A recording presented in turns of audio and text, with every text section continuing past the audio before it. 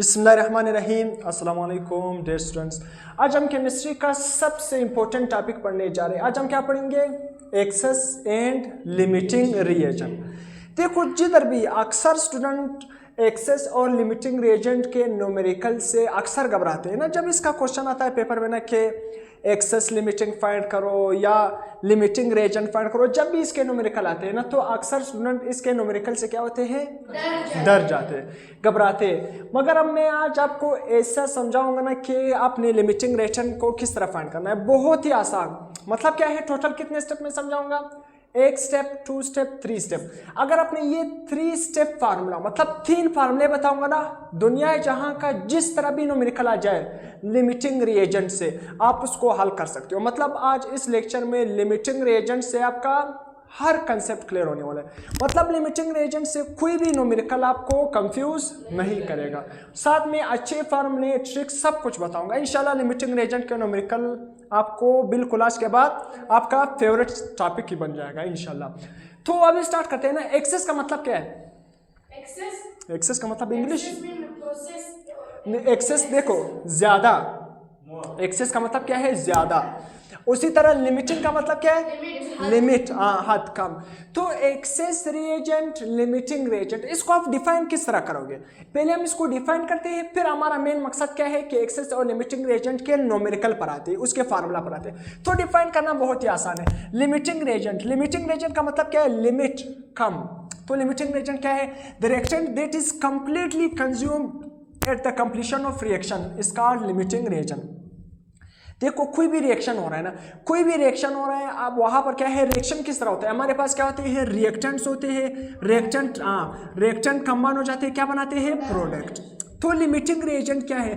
ऐसा रिएजेंट या ऐसा रिएक्टेंट जो क्या है, जो पहले कंज्यूम हो जाए। कोई भी रिएक्शन चल रहा है ना, रिएक्शन चल रहा है हमारे पास, अगर रिएक्शन में कोई भी रिएक्टेंट पहले कंज्यूम हो जाए, जल्दी खत्म हो जाए, तो उसको हम नाम देंगे कि ये कौन सा रिएक्टेंट है? Limiting reactant. अब एग्जांपल देता हूं ना, यहां पर मेरे पास क्या है? रिएक्टेंट में यहां पर एक एग्जांपल है। लेट्स सपोज हमारे पास क्या है? ए और बी, ये हमारे पास रिएक्टेंट है, ये आपस में मिल गए, उसने क्या बना दिया? प्रोडक्ट, सी और डी। अब देखो, ये रिएक्शन हमें क्या बता रहा है? इस रिएक्शन में मैं फर्ज कर लेता हूं कि ए हमारे पास क्या है? जो रेड से लिख रहा हूं, ए हमारे पास क्या है? लिमिटिंग रिएक्टेंट है, और बी हमारे पास क्या है? एक्सेस रिएक्टेंट है। क्या है? Excess reactant.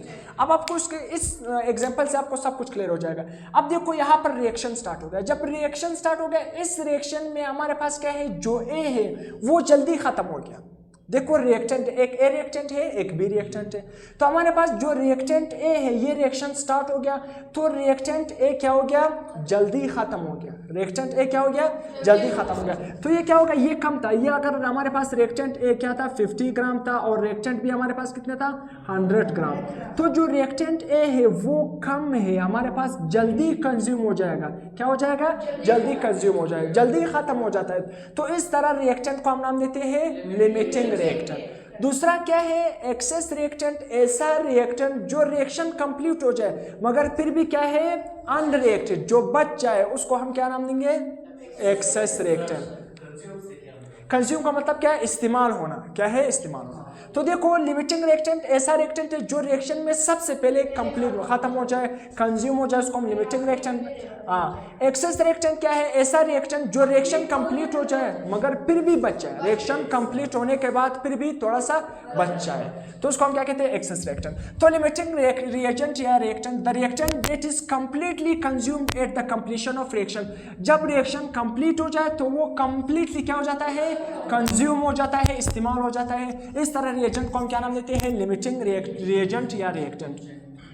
अब इंपॉर्टेंट बात, product formation depend on the LR। Limiting reactant पर प्रोडक्ट फॉर्मेशन किस चीज पर डिपेंड करेगा? लिमिटिंग रिएक्टेंट पर डिपेंड करेगा। बहुत इंपॉर्टेंट। देखो, हमारे पास क्या है? रिएक्टेंट ए 50 ग्राम है, और हमारे पास क्या है? लिमिटिंग रिएजेंट क्या है? 500 ग्राम है। मैं आपको एक दूसरा एग्जांपल देता हूं ना, आसान एग्जांपल देता ताकि आपको समझ आ जाए। देखो, मेरे पास क्या है? लेट्स सपोज मैं यहाँ पर क्या है? एक एग्जांपल आपको दे रहा हूँ। एग्जांपल मेरे पास क्या है? लेट्स सपोज मेरे पास क्या है? एक पैसेंजर मेरे पास कितने हैं? लेट्स सपोज मैं कह रहा हूँ 50 पैसेंजर है। लेट्स पैसेंजर कितने हैं? 50 है। और मेरे पास क्या है? बस बस के सीट मेरे पास कितने हैं? लेट सपोज बस की जो सीट है वो कितने हैं? 40। लेट सपोज बस में सीट 60 नहीं, बस की जो सीट है वो 40 रखते हैं। कितने? 40। तो 40 सीट है बस में और पैसेंजर कितने हैं? पी से मतलब क्या है? पैसेंजर। मुसाफिर कितने? 50। अब मुझे बताओ ना, यहाँ पर आपके साथ ये जो हमारे पास क्या है, इस बस में कितने बंदे आ सकते हैं? 40 बंदे आ सकते हैं, मगर पैसेंजर कितने हैं? 50। तो अब मुझे बताओ जो हमारे पास पैसेंजर कितने जाएंगे? 50 पैसेंजर जाएंगे या 40 जाएंगे? 40, क्योंकि बस में सिर्फ कितने लोगों को जगह है? 40। तो अब मैं आपसे पूछता हूँ ना, एक क्वेश्चन पूछता हूँ ना, क्वेश्चन पूछता हूँ ना। अब देखो जो 50 पैसेंजर है ना, अब ये 50 पैसेंजर तो ज़्यादा है या नहीं? ये एक्सेस में है। 40 सीट क्या है? कम है या नहीं? तो ये कम है। मैं आपसे पूछ रहा हूँ मेरा रिएक्शन किस चीज़ पर डिपेंड कर रहा है? 50 सीट पर डिपेंड कर रहा है या 50 पैसेंजर, सॉरी 40 सीट पर डिपेंड कर रहा है या 50 पैसेंजर पर? 40 सीट पे डिपेंड कर रहा है। किस चीज़ पे डिपेंड कर रहा है? 40 सीट। क्यों 40 सीट पर? क्योंकि सीट जब ख़त्म हो जाते हैं ना तो पैसेंजर क्या है? ज़्यादा है पैसेंजर। तो अब सिर्फ उस बस में कितने से, गली तो अलग बात है ना, सीट स्पेशल सीट आते हैं ना, तो एक दूर जगह जाने के लिए तो गली में नहीं बैठ सकते, वो क्या है? अलग केस है। तो देखो 40 क्या है? सीट। तो हमारा जो रिएक्शन है वो किस चीज़ पर डिपेंड करता है? लिमिटिंग रिएजेंट पर डिपेंड करता है, एक्सेस पर डिपेंड नहीं करता। देखो 50 लोग आए और बस कितने का था?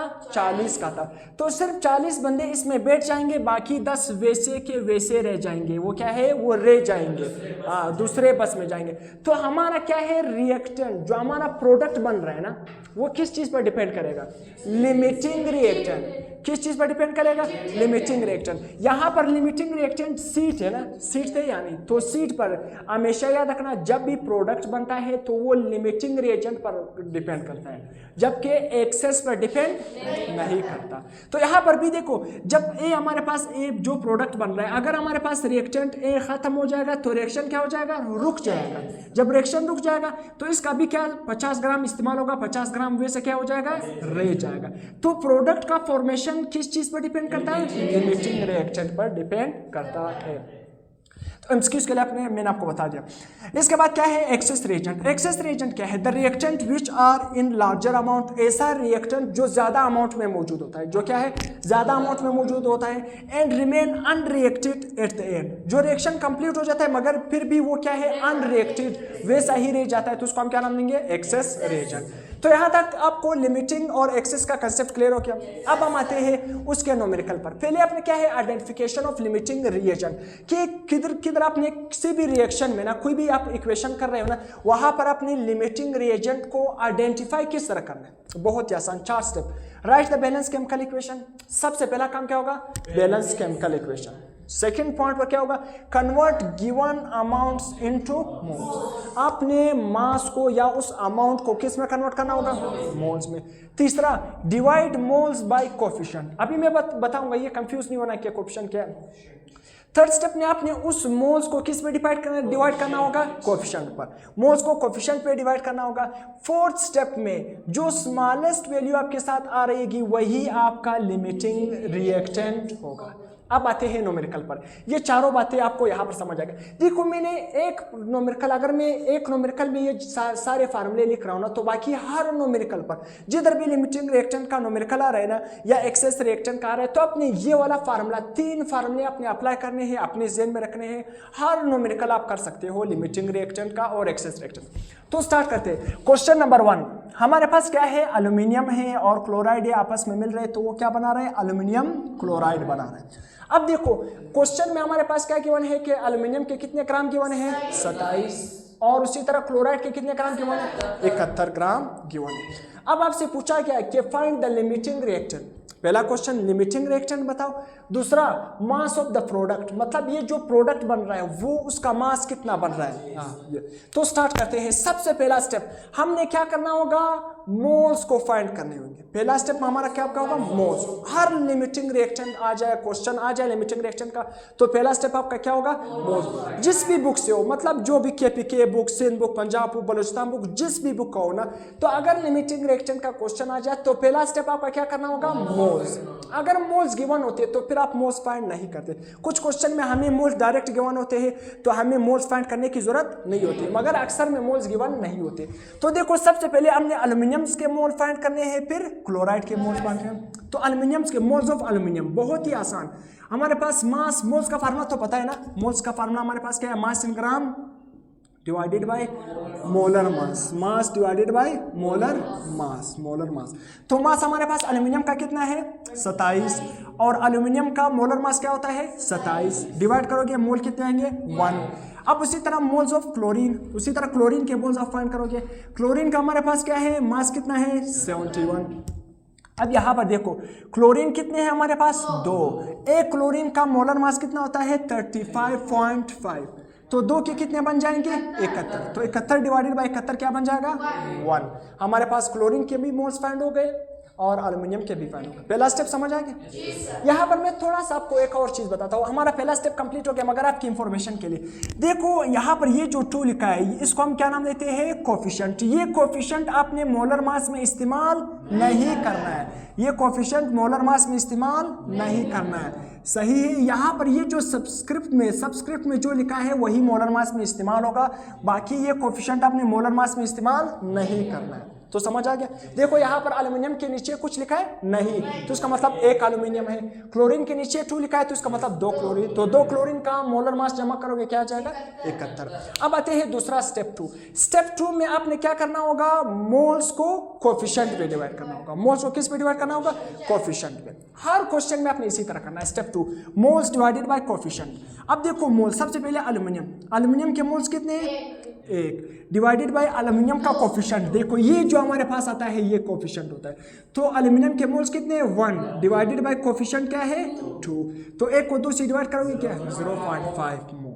उसी तरह क्लोरीन, हमारे पास क्लोरीन का मोल्स कितने हैं, 1 डिवाइडेड बाय क्लोरीन का कोफिशिएंट कितने हैं, 3। तो 1 डिवाइडेड बाय 3 आंसर क्या आएगा, 0.33। अब यहाँ पर आप अपने मकसद तक पहुंच गए हो। देखो लिमिटिंग रिएक्टेंट पहला क्वेश्चन आपका हल हो गया, पहला क्वेश्चन हल हो गया। अगर आपके साथ सिर्फ आपसे लिमिटिंग रिएक्टेंट पूछा गया तो ये 2 स्टेप में, 2 स्टेप में हल होगा। अगर आपके साथ मास भी पूछा गया तो एक 3rd स्टेप भी आपने करना हो। तो लिमिटिंग रिएक्टेंट 2 स्टेप में हो गया। तो देखो अब यहाँ पर जब आपने मोल्स को कोफिशिएंट पे डिवाइड कर लिया, जो कम मोल्स देगा आपके साथ वही आपका लिमिटिंग रिएजेंट होगा। अब देखो एल्यूमिनियम का जब मोल्स आपने कोफिशिएंट पे डिवाइड किया, क्लोरीन का मोल्स कोफिशिएंट पे डिवाइड कर लिया ना, तो कौन कम मोल्स दे रहा है, क्लोरीन कम। तो क्लोरीन हमारा क्या बन जाएगा, लिमिटिंग रिएक्टेंट। लिमिटिंग रिएक्टेंट क्या है, क्लोरीन हमारा क्या बन जाएगा, लिमिटिंग रिएक्टेंट। तो यहां पर में Lr हमारे पास क्या होगा, क्लोरीन। खत्म। जिधर भी क्वेश्चन आ जाए, अगर लिमिटिंग रिएक्टेंट आपने फाइंड करने हुए, सबसे पहले आपने मोल्स, फिर सेकंड से मोल्स को कोफिशिएंट पे, जो कम आंसर आएगा वही आपका क्या होगा, लिमिटिंग रिएक्टेंट। बस। अब देखो स्टेप नंबर 3 में आपने क्या मालूम करना होगा, मास ऑफ द प्रोडक्ट। अगर क्वेश्चन आपका सिर्फ लिमिटिंग रिएक्टेंट होगा तो सिर्फ यहाँ तक हमारा लिमिटिंग रिएक्टेंट। अगर क्वेश्चन में आपसे मास ऑफ प्रोडक्ट भी पूछा गया तो आपने क्या करना होगा, मास ऑफ प्रोडक्ट भी बताना होगा। अब मास ऑफ प्रोडक्ट अगर आपने बताने हैं तो फार्मूला बहुत ही सिंपल है। देखो मास ऑफ प्रोडक्ट का फार्मूला क्या है, आपको मोल्स का फार्मूला पता है यानी, देखो मैंने वहां पर लिखा मोल्स का क्या, मास डिवाइडेड बाय मोलर मास। तो अगर आपने मास फाइंड करना है ना तो मोलर मास को किससे मल्टीप्लाई करो, मोल से।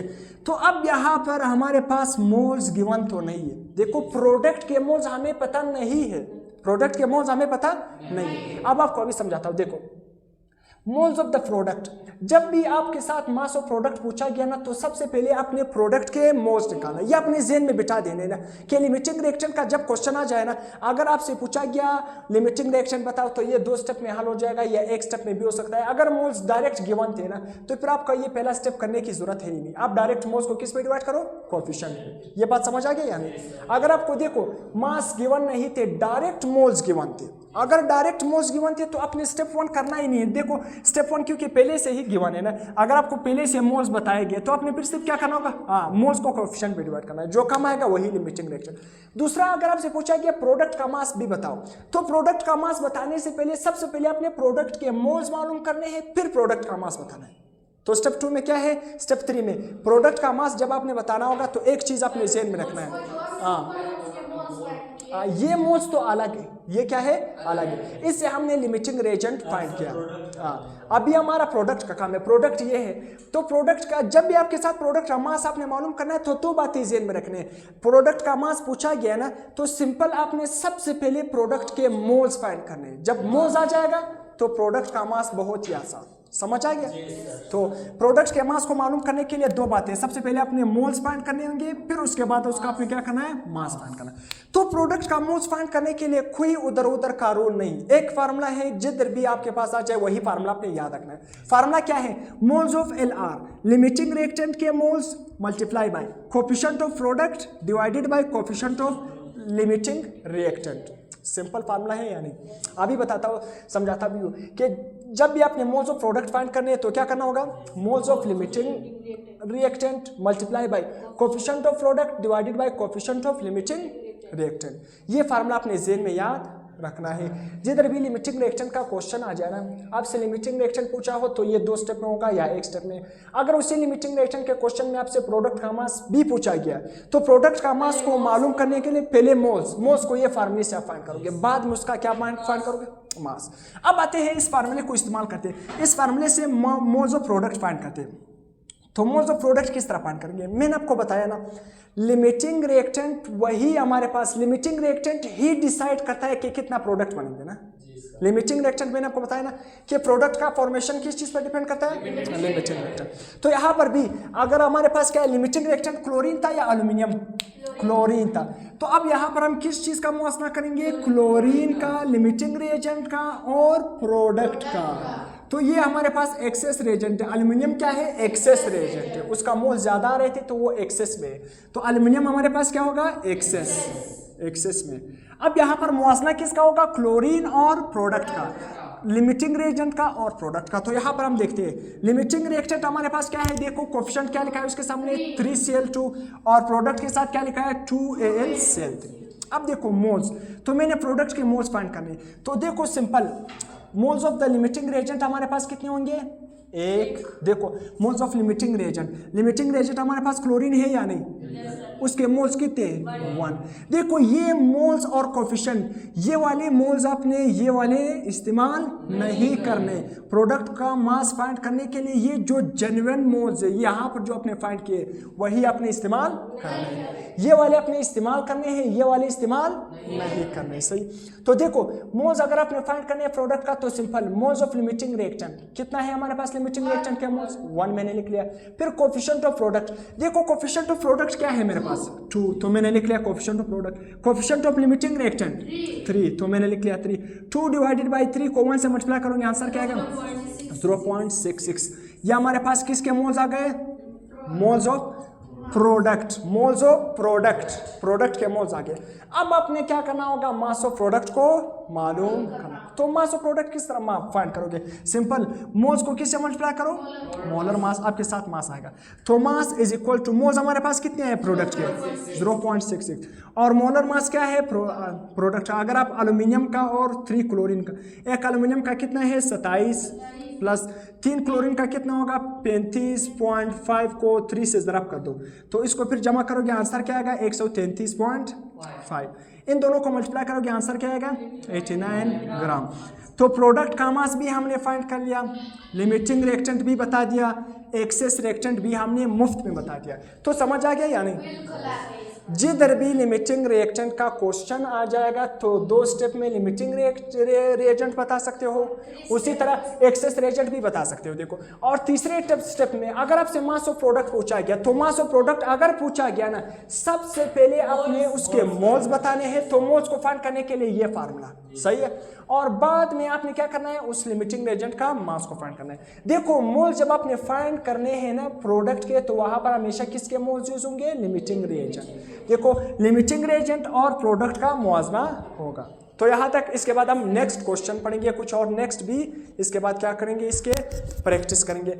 अब इसके बाद हम क्वेश्चन नंबर 2 पढ़ते हैं ना, लिमिटिंग रिएक्टेंट और एक्सेस रिएजेंट को हम पढ़ रहे थे ना। तो अब क्वेश्चन नंबर 2 पर आते हैं ना, फिर से वही 3 स्टेप में हम हल। पहले हमने क्या करना होगा, मास को मोल्स में, फिर उसी तरह हमने लिमिटिंग रिएक्टेंट को स्टेप 2 में फाइंड करना होगा, मोल्स को कोफिशिएंट से डिवाइड करना होगा। थर्ड स्टेप में हमने क्या करना होगा, अगर हमसे पूछा कि प्रोडक्ट का मास बताओ, तो सबसे पहले हम मोल्स ऑफ प्रोडक्ट फाइंड करेंगे, फिर मास फाइंड करते हैं। तो वही स्टेप फॉलो करते हैं हर क्वेश्चन अगर लिमिटिंग रिएक्टेंट कहा जाए। तो आपका प्रैक्टिस करने के लिए मैंने क्वेश्चन नंबर 2, 3 उसी तरह 4, 5। क्वेश्चन नंबर 2 में देखो हमारे पास रिएक्शन है कि हाइड्रोजन और ऑक्सीजन मिलकर क्या बना रहा है, पानी बना रहा है। देखो हमारे पास वाटर हाइड्रोजन का कितना ग्राम गिवन है, 2, और जबकि ऑक्सीजन का कितना मास गिवन है, 32 ग्राम। तो पहला स्टेप हमारा क्या होगा, मोल्स को फाइंड करना, मोल्स फाइंड करना। गुड। तो स्टेप 1 में हम मोल्स फाइंड करेंगे। हमारे पास सबसे पहले हम किसका मोल्स फाइंड करेंगे, हाइड्रोजन का। तो हाइड्रोजन का मास कितना है, 2 divided by molar mass. Hydrogen का हम क्या करेंगे, मास divided by molar mass, mass divided by molar mass. Molar mass hydrogen का क्या है, 2, मैंने 3 लिखा है, क्या है 2। कितने हाइड्रोजन है, देखो यहाँ पर कितने हाइड्रोजन, 2। देखो ये जो 2 होगा ना, ये कोफिशिएंट है, ये हमारे पास क्या है, कोफिशिएंट है। इसको आपने मोलर मास में इस्तेमाल नहीं करना। अक्सर स्टूडेंट यहाँ पर कंफ्यूज हो जाते हैं। जबकि ये 2 जो सबस्क्रिप्ट में लिखा है, क्या सबस्क्रिप्ट में लिखा है, इसको आपने मोलर मास में इस्तेमाल करना होगा। तो कितने हाइड्रोजन है, 2। एक हाइड्रोजन का मोलर मास कितना होता है, 1। तो 2 का कितना बन जाएगा, 2। 2/2 आंसर क्या आएगा, 1। ऑक्सीजन का मोल फाइंड करते हैं उसी तरह। ऑक्सीजन का मास कितना गिवन है, 32, और ऑक्सीजन का मोलर मास कितना होगा, यहाँ पर देखो, हाँ 2 का मतलब 2 ऑक्सीजन है ना, तो 16/2 क्या बन जाएगा, 32। तो 32 डिवाइडेड बाय 32, 1 मोल फाइंड हो गए। दूसरा स्टेप लिमिटिंग रिएक्टेंट को फाइंड करना और एक्सेस रिएक्टेंट को फाइंड करना। तो कितना आसान, सिर्फ आपने क्या करना होगा, मोल्स को कोफिशिएंट से डिवाइड करना होगा, मोल्स को कोफिशिएंट। और हाइड्रोजन का सबसे पहले फाइंड करते हैं। तो हाइड्रोजन के मोल्स कितने, 1 डिवाइडेड बाय हाइड्रोजन का कोफिशिएंट कितना है, यहाँ पर देखो 2 है यानी, तो मोल्स डिवाइडेड बाय कोफिशिएंट। तो 1 को 2 से डिवाइड करोगे 0.2, 0.5। उसी तरह अब ऑक्सीजन का फाइंड करते हैं। ऑक्सीजन के मोल्स कितने, 1 divided by coefficient of oxygen. Oxygen का कोफिशिएंट कितना है, 1। तो 1/1 आंसर क्या आएगा, 1। तो देखो अब आपसे मैं पूछ रहा हूँ, देखो जब आप मोल्स को कोफिशिएंट पे डिवाइड करते हो, जो कम मोल देंगे वही हमारा क्या होगा, लिमिटिंग होगा, वही क्या होगा, लिमिटिंग। अब हाइड्रोजन के 0.5, ऑक्सीजन का क्या है, 1। तो हाइड्रोजन क्या बना, लिमिटिंग, और ऑक्सीजन क्या बना, एक्सेस में बना। ऑक्सीजन क्या बना, एक्सेस। तो लिमिटिंग रिएक्टेंट हाइड्रोजन बना और एक्सेस क्या बना, ऑक्सीजन। ऑक्सीजन एक्सेस बना ना, और हाइड्रोजन क्या बना, लिमिटिंग। अब देखो आपको इसी क्वेश्चन में आपने क्या है, आपसे दूसरा पार्ट, इसी क्वेश्चन में आपने क्या है, प्रोडक्ट का मास भी बताना है, प्रोडक्ट का मास भी बताना है। तो प्रोडक्ट का मास आपने लिमिटिंग रिएक्टेंट भी बता दिया, एक्सेस रिएक्टेंट भी बता दिया, प्रोडक्ट का मास बताना तो कितना आसान है। मैंने आपको बता दिया ना कि जब आपने प्रोडक्ट का, पहले मोल्स फाइंड करेंगे बाद में मास। तो मोल्स का फार्मूला मैंने बताया था कि मोल्स, नहीं प्रोडक्ट का मास जब हम फाइंड करते हैं, प्रोडक्ट का मोल जब फाइंड करते हैं, यहाँ पर मैंने लिखवाया था कि क्या करेंगे, coefficient of the product divided bye coefficient of the limiting reactant multiply by moles of the limiting reactant. यहाँ पर फार्मूला मैंने लिखा था, उसको वापस रिमाइंड करो, सही है। अब देखो मैंने क्या करना है, प्रोडक्ट का मास फाइंड करना है, तो सबसे पहले मैं प्रोडक्ट के मोल्स फाइंड करूँ। प्रोडक्ट के मोल्स किस तरह फाइंड करूंगा, लिमिटिंग रिएक्टेंट के मोल्स को, लिमिटिंग रिएक्टेंट के मोल्स कितने हैं, हाइड्रोजन, देखो हाइड्रोजन हमारा क्या है, लिमिटिंग रिएक्टेंट।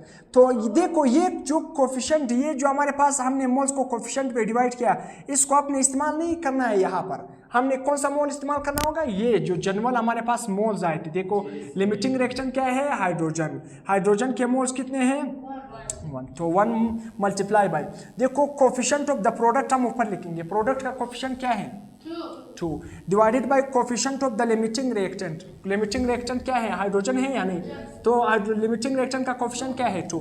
तो 2/2 कैंसिल, आंसर क्या आ गया, 1। तो प्रोडक्ट के मोल्स क्या है, 1। सिंपल वो फार्मूला आपने लगा लिया बस। अब अपने प्रोडक्ट का मास फाइंड करना है, तो मास का फार्मूला क्या है, मोल्स को मोलर मास से मल्टीप्लाई करो। देखो मोल्स हमारे पास कितने आए, 1। मोलर मास क्या है, H2O का। देखो H2O का मोलर मास तो आप फाइंड कर सकते हो ना, H2O कितने हाइड्रोजन है, 2 हाइड्रोजन प्लस ऑक्सीजन कितने, 1। 16 + 2 क्या बन जाएगा, 18। तो 1 को 18 से मल्टीप्लाई करो, मास कितना बन जाएगा 18 ग्राम। तो कितना आसानी से आपने लिमिटिंग रिएक्टेंट, एक्सेस रिएक्टेंट और प्रोडक्ट का मास भी बता दिया। सिर्फ क्या है 3 स्टेप आपने याद रखने हैं। मास को मोल्स में, फिर मोल्स को कोफिशिएंट पे डिवाइड करना है, लिमिटिंग एक्सेस रिएक्टेंट बताना है, फिर आपने प्रोडक्ट का मास अगर आपसे पूछा गया तो सबसे पहले आपने प्रोडक्ट का मोल्स बताने हैं, उसी फार्मूला जो मैंने आपको बता दिया, फिर प्रोडक्ट का मास जो भी।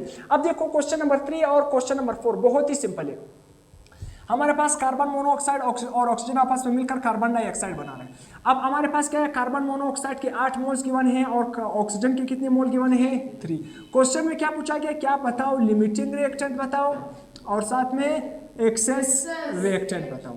बस प्रोडक्ट का मास आपसे नहीं पूछा है, ये प्रोडक्ट का मास नहीं पूछा, ये तो और सिंपल बना ये। और इसके साथ एक फायदा ये हुआ कि प्रोडक्ट का मास नहीं पूछा है, तो ये एक सिंपलिसिटी तो ये हुई। दूसरा देखो, स्टेप नंबर 1 पहले से हल करके आपको दिया है, पहले से ही मोल्स आपको गिवन है। हाँ, और आसान बन गया, पहले से ही आपको मोल्स गिवन है, तो आपने मास को मोल्स में कन्वर्ट करने की कोशिश करनी ही नहीं है, पहले से ही आपको मोल्स गिवन है। तो स्टेप 1। हाँ, दूसरा स्टेप पर क्या है, हमने मोल्स को कोफिशिएंट पे डिवाइड करना है। तो कार्बन मोनोऑक्साइड का सबसे पहले हमने करना है। कार्बन डाई मोनोऑक्साइड के मोल्स कितने हैं 8 और कार्बन मोनोऑक्साइड का कोफिशिएंट क्या है 2 एक नहीं है 2, तो 8 को 2 से डिवाइड करो, आंसर क्या आएगा 4। फिर ऑक्सीजन का देखो, मोल्स को कोफिशिएंट पे डिवाइड करो। ऑक्सीजन के मोल कितने हैं 3, ऑक्सीजन का कोफिशिएंट क्या है 1, 3/1 आंसर क्या आएगा 3। अब देखो किसके मोल ज्यादा आ रहा है, कार्बन मोनोऑक्साइड, ऑक्सीजन के मोल कम आ रहा है, तो ऑक्सीजन क्या बना, लिमिटिंग रे, ऑक्सीजन लिमिटिंग बना, ऑक्सीजन तो कम दे रहे हैं ना, oxygen limiting reactant, carbon monoxide excess बना। सही है, बस सिंपल। तो ऑक्सीजन लिमिटिंग रिएक्टेंट और सॉरी ऑक्सीजन, मैंने यहाँ पर देखो दोनों क्या है एक्सेस, यहाँ पर देखो, यहाँ पर क्या है कार्बन मोनोऑक्साइड। तो कार्बन मोनोऑक्साइड हमारे पास देखो, कार्बन मोनोऑक्साइड क्या है, यहाँ पर उल्टा मैंने लिखा है, कार्बन मोनोऑक्साइड ज्यादा दे रहा है ना, तो कार्बन मोनोऑक्साइड क्या बना एक्सेस और ऑक्सीजन क्या बना लिमिटिंग रिएक्टेंट। सही है, बस अपने अपने देखो। चौथा होमवर्क, उस यही क्वेश्चन है, होमवर्क भी आप कर सकते हो। यहाँ पर आपने अपने नोट्स में करेक्ट करना है कि O2 लिमिटिंग है और कार्बन मोनोऑक्साइड एक्सेस। सही। क्वेश्चन नंबर 4, क्वेश्चन नंबर 4 देखो, नाइट्रोजन हाइड्रोजन मिल रहा है, अमोनिया बन रहा है। आपको तो फार्मूले याद है, जिस तरह भी क्वेश्चन आ जाए, एक्सेस पूछे, लिमिटिंग पूछे, प्रोडक्ट का मास पूछे, आपने तो टेंशन नहीं लेना है, बहुत ही आसान। फिर से देखो, सिर्फ आपसे क्या पूछ रहा है कि लिमिटिंग रिएक्टेंट बताओ, एक्सेस रिएक्टेंट बताओ, बाकी आपका प्रोडक्ट का मास नहीं पूछा है। इस क्वेश्चन में भी प्रोडक्ट, और देखो फिर से वही बात, आपको पहले से ही मोल्स गिवन है, तो स्टेप 1 का आपको जरूरत है ही नहीं। स्टेप 2 पर आते हैं, मोल्स को कोफिशिएंट पे डिवाइड करते हैं। देखो नाइट्रोजन के मोल्स कितने हैं 2 और नाइट्रोजन को कोफिशिएंट क्या है 1, यहाँ पर क्या है 1, तो 2/1 आंसर क्या आ गया 2। हाइड्रोजन का देखो, हाइड्रोजन के मोल्स कितने हैं 5 और हाइड्रोजन का कोफिशिएंट कितने हैं 3, 5/3, कितना आंसर आ गया 1.6। तो ये कम आ रहा है और ये ज्यादा आ रहा है, तो हाइड्रोजन क्या बना लिमिटिंग रिएक्टेंट और नाइट्रोजन क्या बना एक्सेस रिएक्टेंट बना। तो यहाँ तक हमारा limiting reactant, excess reactant, product का मास फाइंड करना, न्यूमेरिकल, सारी चीज़ें हमारे यहाँ तक क्लियर हो गए। तो नेक्स्ट लेक्चर में मिलते हैं, अल्लाह हाफिज़।